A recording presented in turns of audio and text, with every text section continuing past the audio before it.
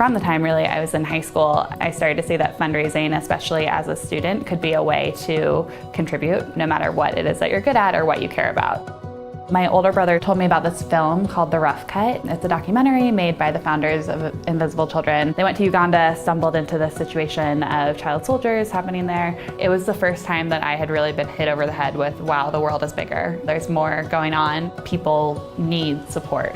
We went back to school the next day and talked to one of our teachers about starting a club for all of this and basically started a chapter of Amnesty International. We were following kind of the Amnesty International model of writing letters to foreign governments about prisoners of conscience.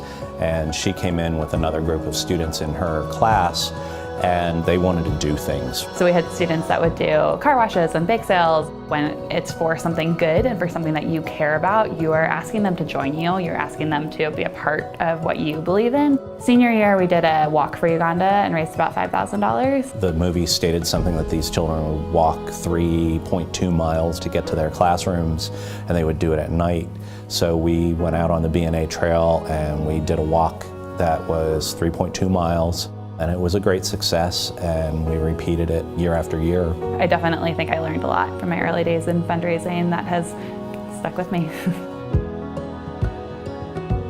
I work for the Nexus Fund. We are a small nonprofit that works to prevent mass atrocities and genocide. So we go into countries that are statistically shown to be at high risk, but where there's still time for prevention. And we go in and we identify local partners, local organizations on the ground.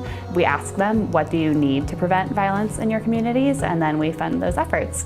Part of what I've really come to learn as I've gotten older is that the best way that I can help people in these situations is by supporting them in their own work. I will never understand how to solve problems in northern Nigeria like a northern Nigerian will, and so the best thing I can do is help get them resources. One of my field staffers, because he is Christian in a town that is about 90% Muslim, there was an attack that broke out, and so his house was bombed, his car was bombed, he literally was in hiding with his family, and he's telling me the story, and I'm just like, how did you get through this?